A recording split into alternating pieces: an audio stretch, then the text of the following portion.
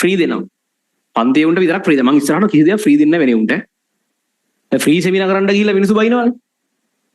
අර මේ S එකේ ඉඳන් ඒකට කියලා සෙමිනාර් එකක් කරා. ඒ කියන්නේ S එකේ ඉඳන් ඒකට සාකච්ඡා කරනවා ගණන් S මට්ටමේ MCQ C මට්ටමේ MCQ. ඉතින් ඒකට ඇවිල්ලා ගොඩාක් යොමු කරගන්නවා. අර ඕනේ තෙතපසක පණුවෙක් ඉන්නවනේ. එකෙක් දෙන්නෙක් ඉන්නවා. ඌ ඇවිල්ලා තින්නේ එදාට උදේ සෙමිනාර් එකට ඇවිල්ලා හවස වෙනකොට MCQ 45ක් කරන් යනවා. අර එහෙම යුන් ඉන්නවනේ. අර එහෙම යුන්ගේ ඉතින් බලාපොරොත්තු ඉෂ්ට කරන්න බෑනේ. එතකොට ඒ වගේ යුන් ඉන්නවා යයි ගානේ. හරිද? අවුරුදු දෙකක් වැඩ කරන්නේ නැතුව සෙමිනාර් එකට ඇවිල්ලා MCQ 45 ගන්න. සෙමිනාර් එකට ඇවිල්ලා MCQ 10ක් 15ක් ගහගෙන ඒ රිසල්ට් එක යම් මට්ටමකට අප් කරගත්තේ උන් ගොඩයි. අර එහෙම යුන් තමයි වැඩි. හරි.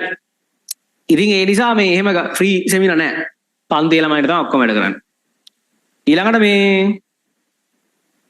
වැඩි කරගෙන යන්න හරියට පිළිවෙලකට. නැත්තම් ආයි අන්තිමට අපිට වෙන්නේ දැන් අර එහෙම කරගෙන හින්දා හොඳ අර කළගුණ දන්න ළමයි කියලා ඉන්නවනේ.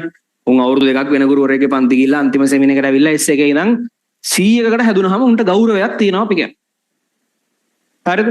එකෙක් දෙන්නෙක් ඉන්නවා 100ට එකෙක් දෙකෙක් උන් අවුරුදු දෙකක් පුරාවට වෙන පන්ති වලට ගිහිල්ලා මෙලෝ වැඩක් කරලා නැහැ. ඌ අන්තිම දවසේ සෙමිනාර් එකට ඇවිල්ලා ඌ හිතන් ඉන්නවා බිඳුවේ ඉඳන් MCQ 45 පන්නන්න ඌට 12ක් 13ක් අපි දුම් 20ක් විතර ආවම ඌ ආපු 20 ගැන නෙමෙයි කතා කරන්නේ ඌ කතා කරන්නේ ආපු නැති 20 ගැන. අන්න එහෙම වුන් ඉන්නවා. එතකොට ඉතින් ඒ හින්දා බැලුවේ ෆ්‍රී කරන්න ඕනේ නැහැ පන්ති උන්ට කියන්නුවාම ඇතිනේ. පන්තියේ උන්ට ඉතින් ආයි විශේෂයෙන් සෙමිනාර් කරන්න ගන්නේ පන්තියේ උන්ට MCQ සෙමිනාර් නොකරත් කොහොමද රිසල්ට් එක එනවා. කොහොමද උගන්ලානේ දෙන්නේ වැඩ ටික කරා නම් එච්චරයි. එතකොට මේ පිළිවෙලට වැඩ ටික කරගෙන යන්න එච්චරයි. කරන්න තියෙනවා විශේෂ කාරණා මොකුත් නැහැ විශේෂයෙන් අමාරු වෙලා පේපර් එක වෙනස් වෙලා එහෙම අමුතු වෙලා මොකුත් නැහැ කිසිම අමුත්තක් නැහැ. සාමාන්‍ය පේපරයක් තියෙනවා. හරිද?